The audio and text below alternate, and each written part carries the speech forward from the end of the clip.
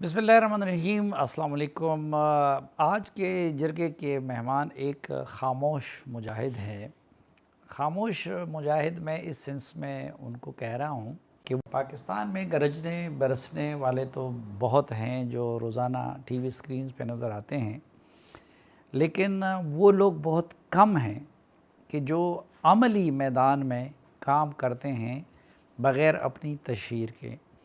اور آج ایک ایسی شخصیت کو میں نے مجبور کیا ہے کئی ماہ کی محنت کے بعد کہ وہ انٹرویو کے لیے آمادہ ہوں، اور یہ شاید ان کی زندگی یا گزشتہ 40 سال میں پہلا ٹی وی انٹرویو ہے۔ حالانکہ پاکستان کے تعلیمی نظام میں، پاکستانی کے مدارس کے نظام سے متعلق کوئی بات ہو، پاکستان کی سلامتی سے متعلق کوئی بات ہو، پاکستان کے معاشرتی برائیوں سے متعلق کوئی بات ہو، حتیٰ کہ پاکستان کی سیکیورٹی اور خارجہ پالیسی کے معاملات ہوں، تو ان میں ہمیشہ ان کا ایک کردار رہا ہے اور رہتا ہے، اور وہ ایک خاموش مجاہد کی حیثیت سے پردے کے پیچھے رہ کے اپنا یہ کردار ادا کرتے رہتے ہیں۔ لیکن اس کی وجہ سے ایک پراسراریت کا دائرہ بھی ان کی شخصیت کے گرد بن گیا ہے، اور لوگ ان کا اور ان کے ادارے کا نام سن کے وہ عجیب عجیب تصورات ذہن میں لے آتے ہیں۔ تو آج کے جرگے کے مہمان ہیں جناب مفتی عبدالرحیم صاحب، جو کہ محتمم ہے جامعۃ الرشید کراچی کے۔ بہت شکریہ مفتی صاحب۔ سب سے پہلے تو میں اس بات کا مشکور ہوں کہ آپ نے یہ اعزاز مجھے بخشا اور ہمارے پروگرام کو بخشا کہ پہلی مرتبہ آپ کی شخصیت کی ایک لحاظ سے تقریبی رونمائی قوم کے سامنے ہو رہی ہے۔ اور دوسرا، بنیادی طور پر میں یہ جاننا چاہوں گا کہ الحمدللہ پاکستان کا شمار ان ممالک میں ہوتا ہے کہ جہاں مدارس کی ایک بہت بڑی تعداد بھی ہے اور ان کا کردار بھی ہے، اور پھر آپ کا مدرسہ وہ اپنی جگہ پہ اس کا عالمی سطح پہ ایک نام بھی ہے۔ ہمارے مدارس کے نظام کی خوبیاں کیا ہے اور خامیاں کیا ہیں؟ بسم اللہ الرحمن الرحیم۔ بھائی سلیم صافی صاحب، بہت شکریہ آپ کا، آپ نے مجھے عزت بخشی اور موقع دیا۔ آپ کا شکریہ۔ اور دور حدیث سے فراغت کے بعد مجھے 44 سال ہو گئے فارغ ہوئے۔ یہ پہلا موقع ہے کہ میں کسی کو انٹرویو دے رہا ہوں، اس سے پہلے کبھی بھی نہیں ہوا۔ میری سعادت ہے جی۔ اور یہ جو پراسراریت کی آپ نے بات کی ہے، اس کی حقیقت یہ ہے کہ جن بزرگوں کی میں نے صحبت اٹھائی تھی ان سے میں نے یہ سیکھا تھا کہ نام و نمود اور مال و جاہ اس سے دور رہیں۔ تو میں نے ہمیشہ یہ کوشش کی کہ بغیر نام کے، بغیر شہرت کے ہم کام کریں۔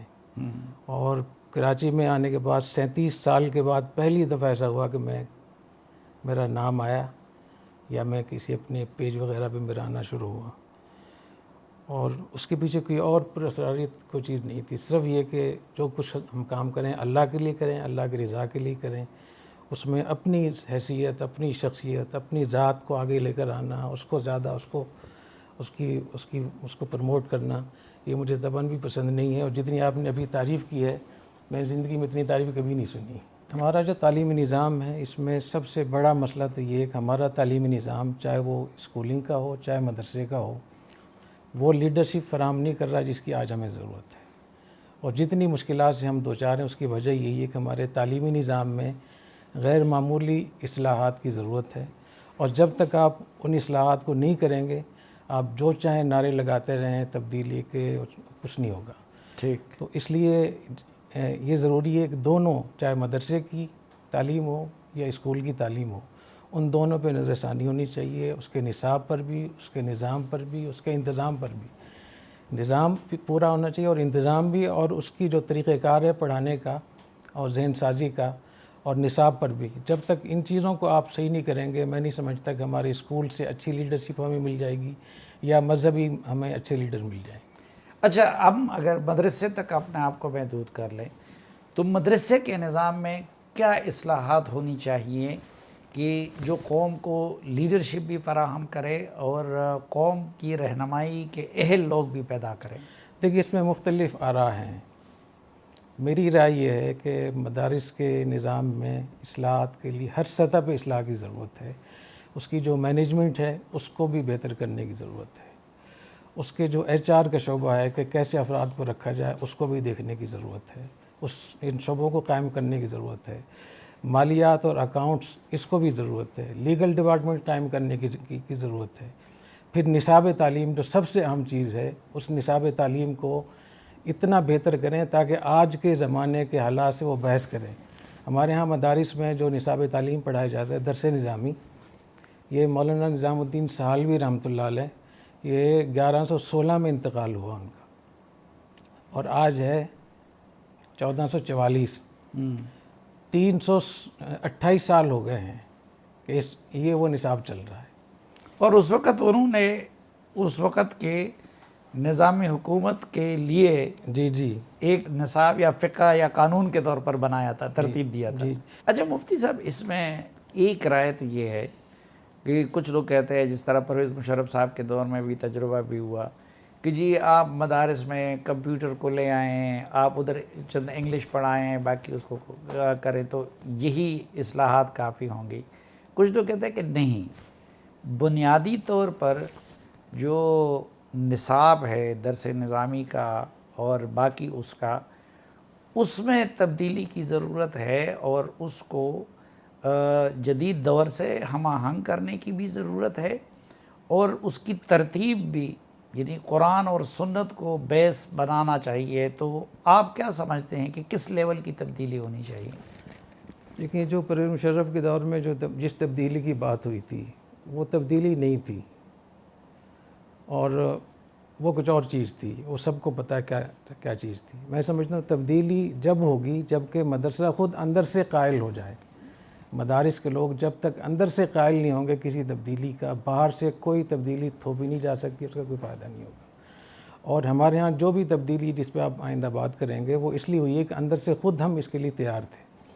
تو میں سمجھتا ہوں کہ تفسیر، اصول تفسیر، حدیث، اصول حدیث، فقہ اصول، اس میں کوئی تبدیلی نہیں ہو سکتی. یہ قیامت تک کے لیے وہی ہیں. لیکن آگے جو ان کی تشریح ہے، جو ان کی تعبیر ہے، جو اس کی تطبیق ہے، جو اس کی تنفیذ ہے، اور لوگوں کو سمجھانے کے لیے جو معاشرے کی چیزوں کو ساتھ لنک کرنا ہے، اس کو منسلک کرنا ہے، اس کے لیے بہت ضرورت ہے کہ مدارس کے نصاب تعلیم میں اصلاحات ہوں، اور ہر سطح پہ اصلاحات ہوں.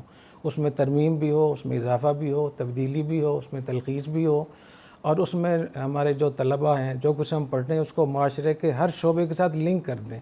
اگر آپ بزنس پڑھا رہے ہیں تو آپ کو پتہ ہونا چاہیے کہ بزنس میں کیا کچھ ہو رہا ہے، ایکسپورٹ کیسے ہو رہی ہے، امپورٹ کیسے ہو رہی ہے، LC کیسے کھلتی ہے، اسٹاک ایکسچینج میں کیا ہوتا ہے، چیمبر آف کامرس کیا چیز ہے، تو اس کا پتہ ہونا چاہیے طالب علم کو.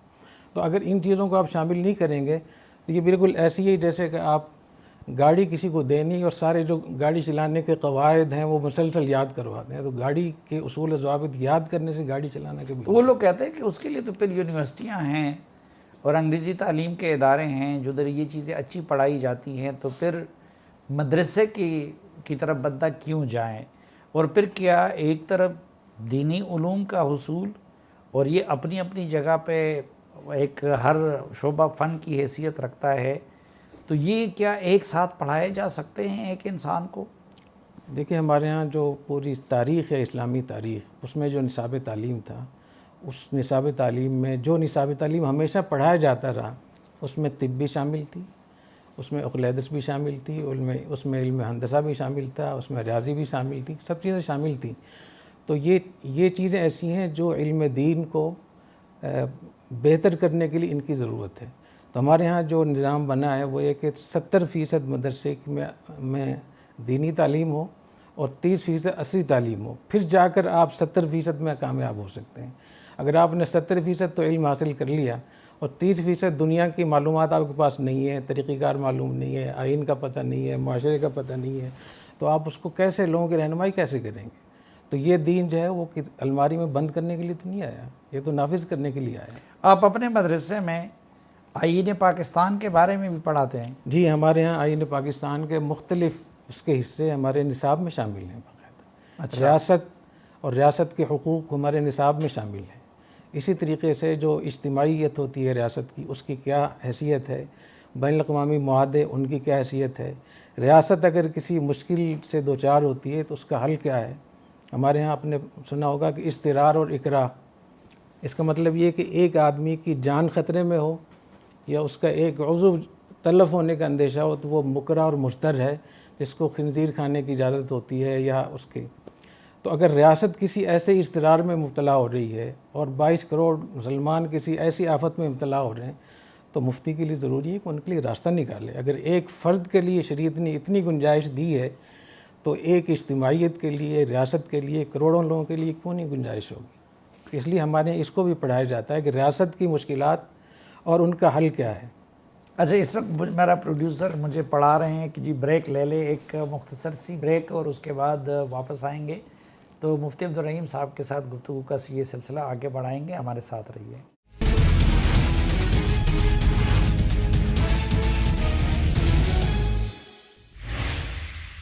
ایک بار پھر خوش آمدید آپ کو جرگے میں، اور آج کے جرگے میں ہمارے ساتھ تشریف رکھتے ہیں جامعۃ الرشید کراچی کے محتمم جناب مفتی عبدالرحیم صاحب۔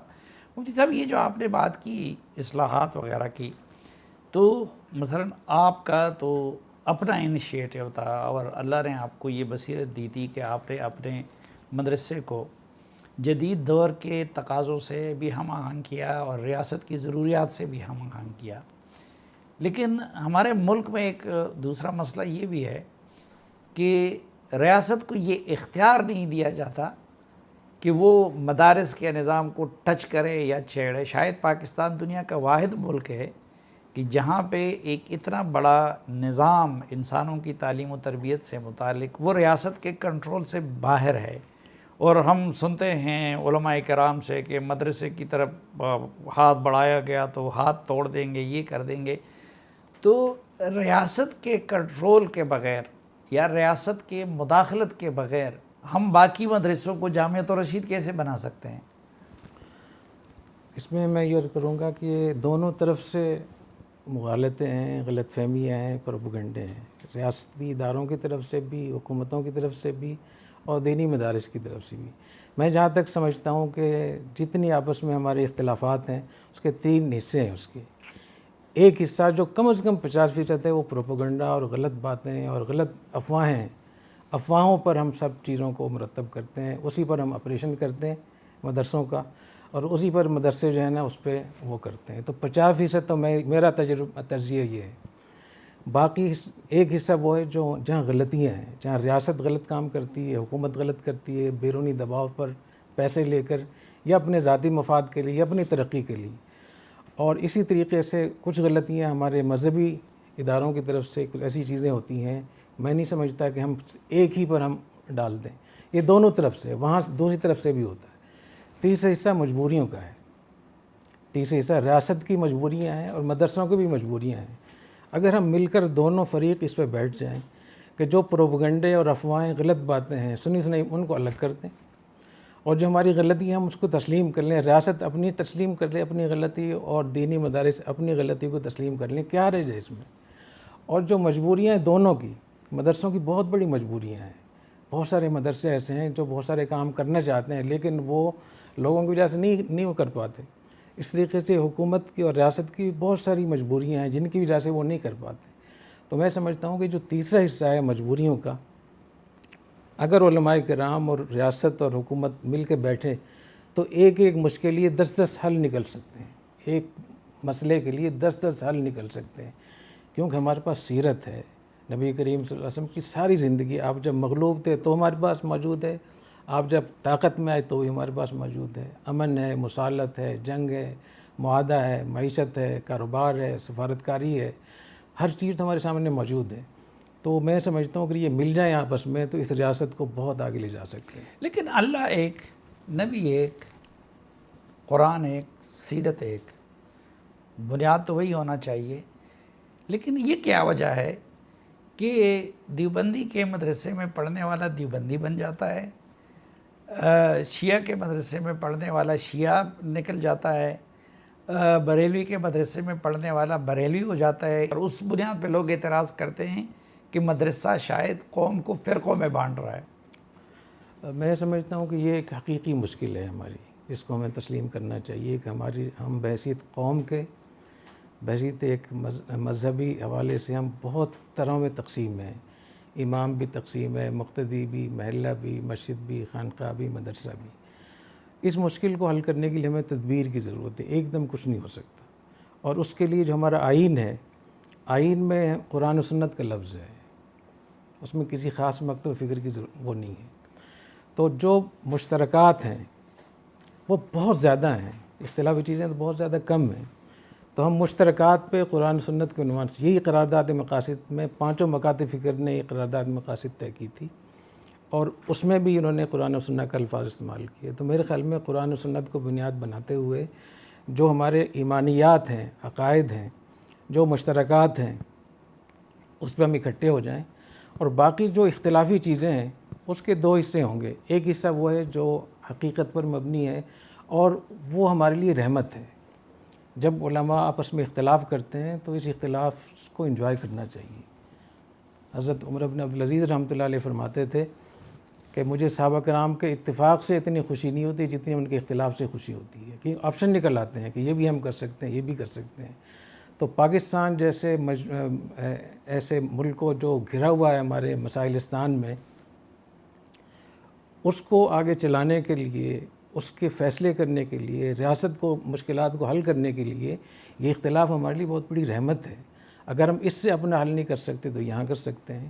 یہ 4 فقہ ہیں جو ہمارے پاس ہیں، تو یہ رحمت ہے، اس سے پریشان نہیں ہونا چاہیے، اور ہمیں اس کی اجازت ہے کہ جب کوئی ریاست کسی مشکل سے دوچار ہو تو وہ دوسرے مذہب پہ عمل کر سکتی ہے، اپنے مذہب کو چھوڑ سکتی ہے، بہت سارے اس کے لیے شرائط بھی ہیں۔ تو میں سمجھتا ہوں کہ جو مکاتب فکر کا مسئلہ ہے، اس میں جو تعصب پر مبنی ہے یا خام خواہ لوگوں نے اپنی چیزیں بنا رکھی ہیں، وہ تو غلط ہے۔ پہلے یہ نہیں وہی کہ صحابہ کرام کے اختلاف کی ہم نے کہ وہ رحمت کا، اور آپ نے فرمایا تھا کہ چند جزوی اختلافات کو چھوڑ کے جو مشترکات ہیں ان پہ ہمیں اکٹھا ہونا چاہیے۔ لیکن اب یہاں پہ مشترکہ نقطہ ہم کیسے تلاش کریں؟ میں آپ کو بتاتا ہوں۔ ہاں جی، نصاب تعلیم کے حوالے سے جو دیوبندی مکاتب فکر میں یہاں سے لے کر ہندوستان تک اور برما بنگلہ دیش میں جو نصاب تعلیم ہمارے ہاں ہے، وہ پورا کا پورا بریلوی مکتب فکر کا ہے۔ قرآن بھی، حدیث بھی، اصول تفسیر بھی، اصول حدیث بھی، اسماء رجال بھی، فقہ بھی، اصول فقہ بھی، حتیٰ کہ جو عقائد کی کتابیں وہ بھی ایک ہے، کہیں کوئی فرق نہیں ہے۔ اس سے معلوم ہوا کہ بنیادی چیز ہمیں اتفاق، آگے اس کی جب ہم تشریح کرتے ہیں یا آپس کے جھگڑے شروع ہو جاتے ہیں یا کھانے پینے کے مسائل ہوتے ہیں یا اور چیزیں، تو وہ پھر ایسی چیزیں شروع ہو جاتی ہیں، لیکن بنیادی طور پر تو ہم اکٹھے ہو سکتے ہیں۔ اس طریقے سے اہل حدیث یہاں مکتب فکر ہے، وہ بھی بنیادی طور پہ قرآن و سنت پر ہیں۔ جماعت اسلامی الگ سے شمار ہوتی ہے، ان کے ہاں بھی یہی۔ تو یہ 4 مکاتب فکر جو ہمارے ہاں جو شمار ہوتے ہیں، ان کا تو نصاب تعلیم ہے ہی ایک، کسی چیز میں فرق نہیں۔ تو اس سے معلوم ہوا کہ ہم اکٹھے ہو سکتے ہیں، اور ہم ایک ایسا طالب علم، ایک ایسا لیڈر پیدا کر سکتے ہیں جو مسلمان اور پاکستانی ہو۔ یہ بالکل ہو سکتا ہے، لیکن اس کے لیے بڑی محنت کرنی پڑے گی، اور اس کے لیے کیونکہ اتنا بڑا یہ مرض اتنا زیادہ ہو گیا کہ اس کو حل کرنے کے لیے تھوڑا صبر بھی چاہیے۔ لیکن بھئی یہی سوال تھا میرا کہ ہمیں پاکستانی بنایا ہے، ہمیں اکٹھا کیا ہے، اس دیوبندی، بریلوی، اہل حدیث، جماعت اسلامی، اس کو اس آئین نے، اس پختون، اس پنجابی، اس سندھی، اس بلوچ، گلگت بلتستان والے، ان سب کو، لیکن جب وہاں سے یہ صدا اٹھتی ہے کہ یہ آئین جو ہے اس کی شریعت میں گنجائش نہیں ہے، شریعت کا نظام تو صرف خلافت ہے اور جمہوریت کفر ہے، تو وہاں پہ پھر کیا کیا جائے؟ یہ ایک مستقل بحث ہے، اس پہ میں الگ سے آپ سے مستقل بات کر لوں گا کہ جمہوریت اور یہ الیکشن، انتخابات اور یہ جو پارلیمنٹ ہے، اس بارے میں ہمارے دین کا، شریعت کا، فقہ کا، ہمارا عقائد کے لحاظ سے اس کے احکام موجود ہیں۔ اور جب سے پاکستان بنا ہے، پاکستان بننے سے پہلے اس خطے میں جتنے بھی علماء تھے، 4 5 مکاتب فکر کے، بڑے سے چھوٹے، کسی نے بھی اس کو اس طریقے سے تکفیر نہیں کی، سب نے انتخابات میں بھی حصہ لیا، میں آپ کو بتاؤں گا۔ اور پورے دنیا میں، مصر میں، فلسطین میں حماس ہے، مصر میں اخوان المسلمین ہے، یمن میں وہ لوگ ہیں، شیخ عبدالمجید زندانی کے لوگ ہیں، اس طریقے سے آگے لیبیا میں لوگ ہیں، سب لوگوں نے اب اپنے علاقوں میں الیکشن میں بھی حصہ لیا ہے. اور ترکی میں آپ دیکھیں تو ہمارے جتنے بھی اکابر تھے، چاہے وہ علماء ہند، جمعیت علماء ہند کے لوگ تھے، جمعیت علماء اسلام کے لوگ تھے، یا پاکستان میں مختلف جو جماعتیں بنی قرارداد مقاصد سے پہلے، اس کے بعد پھر 71-74 میں جو کچھ ہوا، پھر 77 میں قومی اتحاد بنا، نظام مصطفیٰ کی تحریک چلی، اس کے بعد پھر IGI بنی، پھر ملی یکجہتی کونسل ہوئی، اس کے بعد پھر یہ مجلس عمل ہوئی. تو ہر جگہ یہ چیزیں موجود رہیں. تو یہ اس میں ایک منٹ جی اس میں جو الیکشن کی بات ہے، جمہوریت کی بات ہے، جتنے بھی مجاہدین کی لیڈرشپ ہے اس وقت میں، ان کا تعلق یا فلسطین کے ساتھ، حماس کے ساتھ ہے، یا اخوان المسلمین کے ساتھ ہے، یا سلفی لوگوں کے ساتھ ہے. تو سب جگہوں میں یہ انتخابات بھی ہیں، وہ سب چیزیں ہیں. تو اس کو کفر قرار دینا بہت مشکل ہے. میں اس میں پھر دوبارہ بات کروں گا جب مستقل اس پہ آپ مجھ سے بات کریں گے کہ یہ مستقل بحث ہے اور مستقل موضوع ہے، ہمیں اس پہ بات کرنی چاہیے. اچھا، لیکن اس میں ایک پاکستانی مدارس پہ یہ الزام لگتا ہے کہ اس نے جہادی کلچر کو فروغ دیا، یہاں سے طالبان نکلے، اور آپ جیسے لوگوں کی طرف بھی اس حوالے سے انگلی اٹھتی ہے. اب افغانستان میں تو طالبان کی حکومت قائم ہوئی ہے، اور وہ اپنے طریقے سے ان کی خلافت بھی ہے اور ان کا امیر المومنین بھی ہے، امارت ہے ان کی. پاکستان کے اندر ہمارا دوسرا سسٹم ہے. تو کیا ہمارا دین یہ اجازت دیتا ہے، اس میں یہ گنجائش ہے کہ ہر ملک میں، الگ الگ ممالک میں اپنے حالات کے مطابق دین کے ہدایات کی روشنی میں کوئی نظام بنایا جائے، یا کہ نہیں، اسلام ہمیں یہ کہتا ہے کہ یکسانیت ہونی چاہیے عالمی سطح پہ؟ دیکھیں، جو عمارت یا شریعت میں خلافت کا تصور ہے، اس پر بھی بہت بحث کرنے کی ضرورت ہے کہ جس علاقے میں، یعنی شریعت میں عمارت اور حکومت کس کو کہتے ہیں؟ امیر سے مراد تبلیغی جماعت کا امیر نہیں ہے، یا مدرسے کا محتمم نہیں ہے. وہ امیر جس کے پاس عرفاً ایک علاقہ ہو، جس کو عرفاً ریاست تسلیم کیا جاتا ہو، اس پہ مکمل قبضہ ہو، قوت نافذہ اس کے پاس موجود ہو، وہ امن قائم کر سکتا ہو، وہ عدل کر سکتا ہو، وہ دفاع کر سکتا ہو. تو اس کی حدود میں جو بھی کچھ ہوگا وہ اس کے ماتحت ہوگا. وہ اگر ایک ملک ہے، دو ملک ہیں، تین ملک ہیں، تو شرعاً اس کا بھی اعتبار ہے. اور جتنی بھی یہ سرحدات ہیں، ان کا ہمیشہ اعتبار کیا گیا ہے. تو جو لوگ پاکستان میں رہتے ہیں، وہ پاکستان کے آئین کے شرعاً اس کے پابند ہیں. ان کے لیے شرعاً جائز نہیں ہے کہ وہ اپنی ان باؤنڈریز کو بالکل لغو قرار دے کر جو چاہیں کریں. اور جو لوگ افغانستان میں رہتے ہیں، تو افغانستان میں جتنے بھی لوگ رہتے ہیں وہ امیر المومنین، وہ شیخ عبد اللہ کے تابع ہیں. ان سے پوچھ کر وہ کچھ کر سکتے ہیں اس میں باہر جا کر، کیونکہ ان کا افغانستان کی حدود پہ قبضہ ہے، تو ان کا فیصلہ وہاں نافذ ہوگا. ایک مختصر سی بریک، واپس آئیں گے تو کچھ مزید اہم موضوعات پر مفتی صاحب سے بات ہوگی.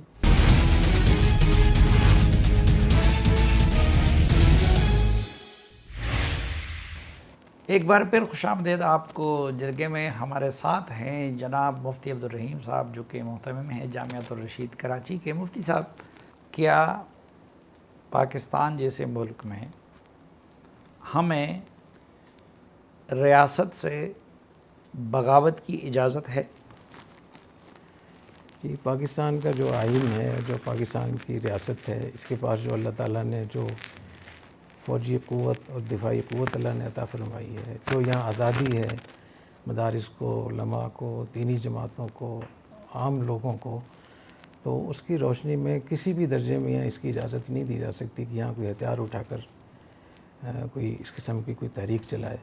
یہی وجہ ہے کہ پیغام پاکستان میں، جس میں تمام بڑے اکابر، جتنے بڑے بڑے مشائخ ہیں، مدارس ہیں، ان سب نے اس پہ دستخط کیے ہیں کہ یہ خروج ہے اور یہ بغاوت ہے اور یہ جائز نہیں ہے اور یہ حرام ہے.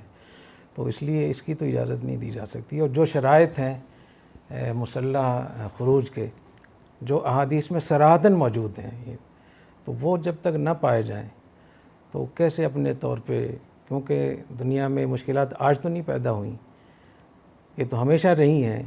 اور بڑے بڑے ظالم بادشاہ بھی آئے ہیں، خلیفہ مختلف جو خلفاء آئے ہیں، احمد بن حنبل رحمۃ اللہ علیہ کے ساتھ کیا کیا، تو 10,000 کوڑے ان کے پشت پہ برسائے اس وقت کے خلیفہ نے، پھر بھی انہوں نے بغاوت کی اجازت نہیں دی. اور بلکہ انہوں نے کہا کہ کسی نے پوچھا کہ اگر آپ کو کوئی دعا کرنی پڑے اور دعا قبول ہو تو کون سی دعا کریں گے؟ وہ کہیں گے میں خلیفہ کی اصلاح کے لیے دعا کروں گا۔ تو یہ جو ہمارے یہاں ماحول ہے جس طریقے کا مذہبی جماعتوں میں، یہ ہماری سیرت اور ہمارے دین سے بہت دور ہے۔ ہمارے دین میں یہ حکم ہے کہ ریاست جیسی بھی ہو پھر بھی اس کے 10 حقوق ہیں، جس میں سمع و طاعہ ہے، اطاعت، جائز چیزوں میں اطاعت کرنا، اور ہنگامی حالات میں ایمرجنسی میں سارے کاموں کو چھوڑ کر اس کو مقدم کرنا، جیسے جنگ لگ جاتی ہے، سیلاب آ گیا ہے، زلزلہ آ گیا ہے، تو اس میں اپنے کاموں کو چھوڑ کر اس پہ جانا، یہ حکم ہے۔ تیسرا ہے کہ ان کے ساتھ خیر خواہی رکھنا۔ خیر خواہی کا مطلب مخلص ہونا، کہ ہم اپنی ریاست کے ساتھ مخلص ہوں، اور جو ریاست کے لوگ ہیں جو اس کے اوپر مسلط ہیں، حتیٰ کہ اگر وہ غلط طریقے سے بھی مسلط ہو جائیں تو بھی ان کے ساتھ اچھا برتاؤ کرنا، یہ حکم ہے ہمیں، اور ان کے لیے دعا کرنا، اچھے مشورے دینا، اور غلط کام پہ نکیر کرنا، کلمہ حق کہنا۔ اگر وہ غلط کام کرتے ہیں تو وہ کلمہ حق کہنا، اور کلمہ حق کے لیے بہتر حدیث شریف میں آتا ہے کہ حکمران کا ہاتھ پکڑے فَلْيَخْلُوا بِهِ، اس کو خلوت میں لے جا کر سمجھائے، اور اگر خلوت میں نہیں سمجھ رہا تو منہ پہ کلمہ حق کہنے کی بھی اجازت ہے، بلکہ حکم ہے افضل الجہاد کلمۃ حق عند سلطان جائر، کہ سب سے بہتر جہاد یہ ہے کہ سلطان جائر کے منہ پہ، ظالم کے منہ پہ آپ کلمہ حق کہیں۔ اچھا، اس میں ایک نکتہ بھی ہے کہ افضل الجہاد کا مطلب ہے کہ سب سے بڑی بات یہی ہے، ہتھیار اٹھانے کی اجازت نہیں ہے۔ یہ لیکن یہ تو اسلامی ریاست سے متعلق چیزیں آپ نے بیان کی نا، کہ اسلامی ریاست کے ایک یہ حقوق ہے، لیکن ہمارے ہاں تو ظلم پہ مبنی نظام ہوتا ہے۔ کبھی کوئی ڈنڈے کی زور پہ اقتدار پہ قبضہ کر لیتا ہے، کوئی پیسے کی زور پہ، کرپشن زوروں پہ ہوتا ہے، امیر امیر تر ہوتا جا رہا ہے، غریب غریب تر ہوتا جا رہا ہے، ایک ظلم کا نظام ہے۔ تو اس حوالے سے تو یہ چیزیں نہیں لاگو ہو سکتی مسلمانوں دیکھیں، پہ۔ ظلم کا مقابلہ کرنے کے لیے جو قرآن حدیث ہماری فقہ جو اجازت دیتی ہے وہ کہ آپ کلمہ حق کہیں، آپ عدالت میں جائیں، احتجاج کریں، بات کریں، جو بھی ایک جائز اور پرامن طریقے ہو سکتے ہیں آپ اس کو اختیار کریں۔ ایک مسئلہ ہتھیار اٹھانے کا، اس کی اجازت نہیں ہے۔ حجاج بن یوسف کتنا بڑا ظالم تھا، 1,20,000 لوگوں کو تو اس نے باندھ کے قتل کیا تھا، 1,20,000 لوگوں کو، جس میں بڑے بڑے تابعین بھی تھے، تو کسی نے اس کے خلاف بغاوت نہیں کی۔ لیکن یہ جو قرآنی آیات ہے کہ وَمَن لَّمْ يَحْكُم بِمَا أَنزَلَ اللَّهُ فَأُولَٰئِكَ هُمُ الْكَافِرُونَ فَأُولَٰئِكَ هُمُ الْفَاسِقُونَ، تو اس کا کیا کیا جائے؟ اس پر اجماع ہے کہ یہ عقیدے سے متعلق ہے، اس پر صحابہ کرام کا بھی اتفاق ہے اور چاروں فقہوں کا بھی اس پہ اجماع ہے۔ اگر من لم یحکم بما انزل اللہ فاولئک هم الکافرون ہے کہ جو ما انزل اللہ کے خلاف فیصلہ کرے، تو گھر میں کتنی مرتبہ میاں بیوی خلاف فیصلے کر رہے ہوتے ہیں، کتنی آپس میں جرگے بیٹھتے ہیں، سلیم صافی کا جرگہ بھی پتہ نہیں کیا کچھ اس میں ہوتا ہے، تو کیا اس کے کہنے سے وہ آدمی کافر ہو جائے گا؟ اصل مسئلہ ہے کہ جو آدمی اس کا عقیدہ نہ رکھے، ما انزل اللہ کا عقیدہ نہ رکھے، وہ آدمی کافر ہے۔ جو عقیدہ رکھتا ہے اور تصدیق قلبی ہے، مانتا ہے کہ یہ اللہ کا نظام ہے، اللہ کا حکم ہے، یہ ٹھیک ہے، لیکن اپنی بدعملی کی وجہ سے وہ زنا کرتا ہے، شراب پیتا ہے، غلط کام کرتا ہے، غلط فیصلے کرتا ہے، ظلم کرتا ہے، اس کو تکفیر نہیں کہیں گے۔ اور ہمارے نصاب تعلیم میں جو اس کا ہم نے اس میں اس کو ہم نے بہت اہمیت دی ہے کہ جذباتیت، سطحیت اور لوگوں کو کافر قرار دینا، لوگوں کو یہودی قرار دینا، قادیانی بنانا، لوگوں کو دار اسلام سے خارج قرار دینا، اس کا سب سے سخت نظام ہمارے دین میں ہے۔ اتنی آسان ہے ہی نہیں ہے، سب سے مشکل کام تکفیر کا ہے، لیکن آج کل کتنا زیادہ ہو رہا ہے۔ تو پھر میں یہ بات عرض کروں گا کہ ہمارے مدارس، ہمارے اسکول کا نظام تعلیم میں اصلاحات کی بہت ضرورت، پھر جا کر ہم ان مسائل سے لیکن یہ جو غداری کے سرٹیفکیٹ بانٹے جاتے ہیں، اور آج کل تو اس کا دائرہ ہمارے عسکری قیادت تک وسیع کر دیا گیا ہے، کسی کو میر جعفر کہا جاتا ہے، کسی کو میر صادق کہا جاتا ہے، اس کے بارے میں دین کیا کہتا ہے؟ دین تو یہی کہتا ہے کہ بغیر دلیل کے، بغیر ثبوت کے بات کرنا جائز نہیں ہے۔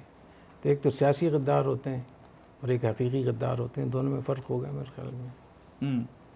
لیکن مفتی صاحب، وہ جو حدیث ہے کہ اگر آپ کوئی برائی دیکھیں تو پہلے اس کو ہاتھ سے روکیں، پھر اس کو زبان سے روکیں، تو یہاں تو چاروں طرف برائیاں ہی برائیاں ہیں، تو اس حدیث کا پھر کیا مفہوم ہے؟ میں سمجھتا ہوں کہ من رأى منکم منکرا فلیغیرہ بیدہ، یہ آج تو حدیث نہیں آئی ہے نا، یہ تو 1400 سال اس پہ صحابہ کرام نے، تابعین نے، مجتہدین نے بہت اس پہ بات کی ہے، اور ان 1400 سالوں میں ہماری ریاستیں ہماری خلافتیں رہی ہیں، تو اس میں کیا اس کا مطلب لیا گیا تھا؟ اس وقت میں کیا افغانستان میں طالبان کی حکومت ہے، ہمارے اسلامیہ ماشاء اللہ، اللہ اس کو باقی رکھے، تو کیا وہاں اس کی اجازت ہوگی کہ آدمی اپنے طور پہ مر رہا منکم منکرا فلیغیرہ بیدی کر کے کسی کو مار دے، کسی کو بھی قتل کر دے، کسی پر کو فیصلہ کر دے؟ تو جہاں اس اجتماعی نظم ہوتا ہے وہاں اس کی اجازت نہیں ہوتی، اور اجتماعیت کے ساتھ ہی رہنا ضروری ہوتا ہے۔ اور یہ جو اتنی سخت وعیدیں ہیں اجتماعیت کو توڑنے پر، اس کی وجہ ہے کہ جو ظلم ہوتا ہے وہ 10% ہوتا ہے، 20% ہوتا ہے۔ جب انارکی پھیلتی ہے، فتنہ پھیلتا ہے اور ریاست گڑبڑ ہوتی ہے، پھر 100% ہر چیز خراب ہو جاتی ہے۔ لیکن اگر حکومت جو ہے، جس طرح ان دنوں کہا جاتا ہے کہ جی ایک منتخب حکومت کو امریکی سازش کے تحت گرایا گیا، اب افغانستان میں تو چلو علماء کی حکومت ہے، اور پھر ایک دوسری حکومت کو انسٹال کیا گیا، تو اس صورت میں پھر کیا اس کے خلاف آواز اٹھانا اور اس کے خلاف میدان میں نکالنا، یہ کیا تقاضائی ایمان نہیں ہے، اور یہ پھر جابر سلطان کے سامنے کلمہ حق کے زمرے میں نہیں آتا؟ یہ تو میں نے عرض کر دیا کہ اگر کوئی یہ سمجھتا ہے کہ میرے ساتھ زیادتی ہوئی ہے تو وہ بات کر سکتا ہے، احتجاج بھی کر سکتا ہے، عدالت میں بھی جا سکتا ہے، لیکن ریاست کو افراتفری کا شکار کرنا، ایک فتنے میں مبتلا کرنا، اس کی تو اجازت نہیں۔ اگر عدالت سے انصاف ملنے کی توقع نہ ہوتا؟ دوسری بات یہ ہے کہ یہ جو ہمارے ہاں درس نظامی میں عقائد پڑھائے جاتے ہیں، اس میں یہ لکھا ہوا ہے کہ 3 طریقے جائز طریقے ہیں حکومت قائم کرنے کے، اور ایک چوتھا طریقہ ناجائز ہے۔ جو جائز طریقے ہیں وہ ہے کہ سارے لوگ کسی کے ہاتھ میں بیعت کر لیں، جیسے ابو بکر صدیق رضی اللہ تعالیٰ کے ہاتھ پہ بیعت کی۔ دوسرا ہے کہ وہ خلیفہ آئندہ آنے والے کا نام کو نامزد کر دے اور اس کے ہاتھ پہ لوگ بیعت کر لیں۔ اور تیسرے ہے کہ شورا کی اکثریت فیصلہ کر لے۔ حضرت عمر رضی اللہ تعالیٰ عنہ کی نامزدگی حضرت ابو بکر صدیق نے کی۔ حضرت عثمان غنی رضی اللہ تعالیٰ عنہ کے بارے میں ایک شورا قائم ہوئی جس میں 6 حضرات تھے، 6 میں سے 4 نے ان کے بارے میں فیصلہ کیا۔ چوتھا طریقہ ایک طاقت کے بلبوتے پر غلط طریقے سے، چاہے وہ دھاندلی بھی ہو سکتی ہے، غلط بھی ہو سکتی ہے، اگر اس پر بھی کوئی حکومت بنتی ہے اور وہ باقاعدہ ایک حلف اٹھا لے اور ایک نظم بن جائے اور ان کے پاس ایک جو قانونی حیثیت ہے وہ آ جائے، تو اس کے خلاف بھی آپ بغاوت نہیں کر سکتے۔ ویسے لڑ سکتے ہیں، آپ عدالت میں لڑیں، میڈیا میں جائیں، جو چاہیں کریں۔ لیکن پاکستان میں ایک بہت بڑا مسئلہ، ظاہری بات ہے کہ جذباتی مسلمانوں کا ملک ہے، اور یہاں پہ فتوے کا کلچر بہت عام ہو گیا ہے۔ یہ مرتد ہو گیا، یہ کافر ہو گیا، ایک دوسرے پہ کفر کے فتوے لگائے جاتے ہیں۔ تو یہ اختیار کیا مفتی صاحبان انڈیویجول یا ان کے پاس ہے، یا کہ کسی کو کافر، مرتد اور واجب القتل قرار دینا، یہ اختیار بھی ریاست کے پاس ہی ہونا چاہیے؟ دیکھیں، جہاں ریاست اپنی ذمہ داری ادا کر رہی ہو وہاں تو یہ فیصلہ کرنا کہ یہ آدمی کافر ہے، کافر ہونا نہ ہونا یہ تو اللہ کو پتہ ہے، اور کوئی نجی طور پر بتا سکتا ہے کسی کو، لیکن جو اس پر احکام مرتب ہوتے ہیں نکاح کے، بیع و شراء کے، اس کے اموال کے، ظاہر ہے کہ جو آدمی مرتد ہوتا ہے اس کے پھر املاک کا مسئلہ بھی پیدا ہوتا ہے، تو یہ سب چیزیں، اس کا تعلق ریاست سے ہوتا ہے۔ تو ریاست اگر اپنی ذمہ داری ادا کرے تو کسی کو موقع ہی نہیں ملے گا، اور اگر ریاست اپنی ذمہ داری ادا نہیں کر رہی تو علماء کے ذمہ ہے کہ لوگوں کو بتائیں کہ اس کافر بنائیں نہیں، بتائیں صحیح کہ یہ ہماری ایمانیات ہیں، ان کی چھوڑنے سے آدمی کافر ہو جاتا ہے، ان کے کرنے سے آدمی مسلمان ہو جاتا ہے۔ اور جہاد و قتال، خصوصاً قتال والی جو جہاد ہے، مثلا کشمیر کی آزادی کے لیے یا باقی جگہ کسی جگہ مسلمانوں پہ ظلم ہو رہا ہو، کسی جگہ مسلمانوں کی زمین پہ قبضہ کیا گیا ہو، یا ایون شریعت کے غلبے کے لیے، تو کیا وہ اختیار بھی صرف ریاست کا ہے، یا کہ کسی فرد یا گروہ کو یہ اجازت مل سکتی ہے کہ وہ اس کے لیے ہتھیار اٹھائے؟ اس میں جو ریاست ہوتی ہے اس کی بہت حیثیت اور بہت اہمیت حاصل ہے اس کو، ریاست کو، اور ریاست کے اگر معاہدے ہیں کسی کے ساتھ، ان معاہدوں کو بھی شریعت مانتی ہے، بشرطے کہ وہ شریعت کے بنیادی جو انسانی ذمہ داریاں ہیں ان کی خلاف ورزی نہ ہو۔ قرآن مجید میں آتا ہے نا، وَإِنِ اسْتَنْصَرُوكُمْ فِي الدِّينِ، اگر وہ مظلوم مسلمان تم سے مدد مانگے فَعَلَيْكُمُ النَّصْرُ، تو تم پر ان کی مدد کرنا فرض ہے، إِلَّا عَلَىٰ قَوْمٍ بَيْنَكُمْ وَبَيْنَهُمْ مِيثَاقٌ، اگر تمہارا ان سے کوئی ایگریمنٹ ہے، کوئی معاہدہ ہے، پھر تم ان کی مدد نہیں کر سکتے۔ تو نبی کریم صلی اللہ علیہ وسلم نے ان کو جو ابو بصیر کو واپس کیا، ابو جندل کو واپس کیا، اسی معاہدے کی وجہ سے، کہ معاہدہ چونکہ ہو چکا تھا۔ تو میں سمجھتا ہوں ان معاہدات کی پابندی کرنا بہت ضروری ہے۔ ان معاہدات کو روندنا، ان کو غلط قرار دینا، ان کی خلاف ورزی کرنا، یہ ہمارے دین میں اس کی اجازت نہیں ہے۔ پاکستان اسلام کے نام پہ بنا ہے، سب سے زیادہ مدارس بھی ادھر ہے، مذہبی تنظیمیں بھی ادھر ہے، جہادی تنظیمیں بھی ادھر ہے، حج عمرے پہ بھی زیادہ لوگ ادھر جاتے ہیں، لیکن ہم دیکھتے ہیں کہ چوری چکاری، منافقت، ایک دوسرے کو مارنا، فتنہ فساد، یہ بھی یہاں پہ بہت زیادہ ہے۔ اس تناظر میں آپ اہل دین کو اور علماء کو کیا نصیحت کرنا چاہیں گے کہ ہم دین کے ثمرات سے صحیح طور پر مستفید ہو سکیں؟ میں سمجھتا ہوں کہ ہمارے دین کے 5 حصے ہیں، ایک ایمانیات کا، عبادات کا، معاملات، معاشرت اور اخلاقیات۔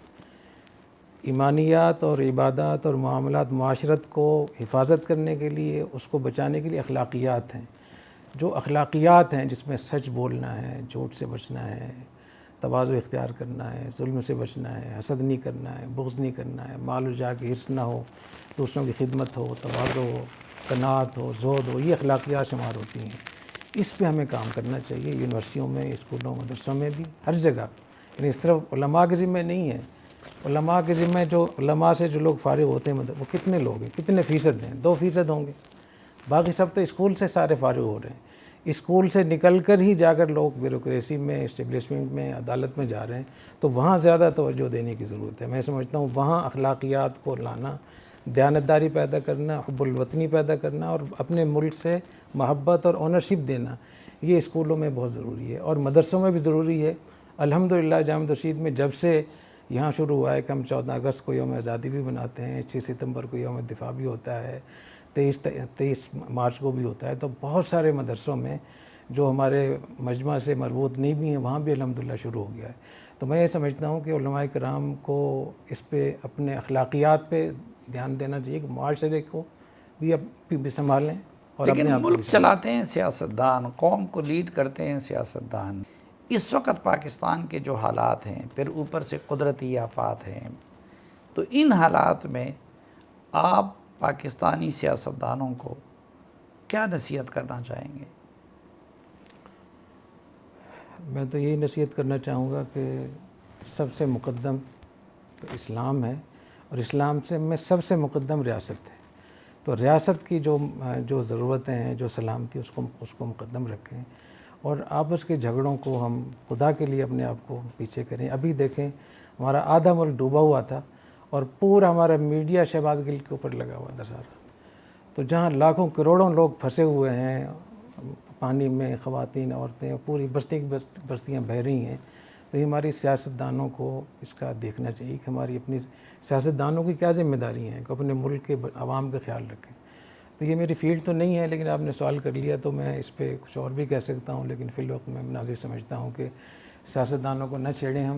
ہمارے اداروں کو کیا نصیحت کرنا چاہیں گے؟ کیونکہ ہم سمجھتے ہیں، ہم اس حقیقت کو تسلیم کرتے ہیں کہ آپ نہ اس کھیل کا حصہ ہے، نہ خواہش مند ہے، تو ایک عالم دین اور ایک محب وطن پاکستانی کی حیثیت سے ظاہر ہے کہ آپ کی نصیحت میرٹ پہ مبنی ہوگی۔ جی، میں اس پہ یہ ضرور عرض کروں گا کہ ہمارے ہاں جو اسکولنگ ہے اس میں 2 چیزیں بہت زیادہ بتائی جاتی ہیں کہ بڑے سے بڑا عہدہ لینا ہے اور زیادہ سے زیادہ پیسہ کمانا ہے۔ اس کے نتیجے میں جب لوگ آگے جاتے ہیں تو وہ بڑے سے بڑے عہدے کے لیے کوشش کرتے ہیں اور زیادہ سے زیادہ مال کمانا، یہی ہماری خرابی ہے۔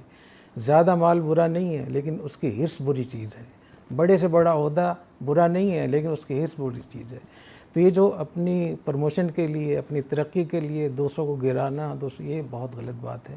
ہمارے ملک میں اجتماعیت ہونی چاہیے اور اپنے ملک کی سلامتی کو ہر صورت میں ہمیں مقدم کرنا چاہیے۔ اور یہ جو باریاں لوگ لیتے ہیں کہ میری باری ہے، میری باری ہے، میں سمجھتا ہوں کہ یہ ملک باریاں لینے سے ٹھیک نہیں ہوگا۔ یہ ملک جب ٹھیک ہوگا جب کہ ہم اپنے ذاتی مفادات کو اور اپنی قومی عصبیت کو ہم پیچھے چھوڑ کر اپنے ملک کو آگے رکھیں، اپنے دین کو آگے رکھیں۔ میں سمجھتا ہوں کہ اس سے ملک چلے گا، اس سے بہتر ہوگا، اور یہی ہمیں سب کو ترغیب دینی چاہیے۔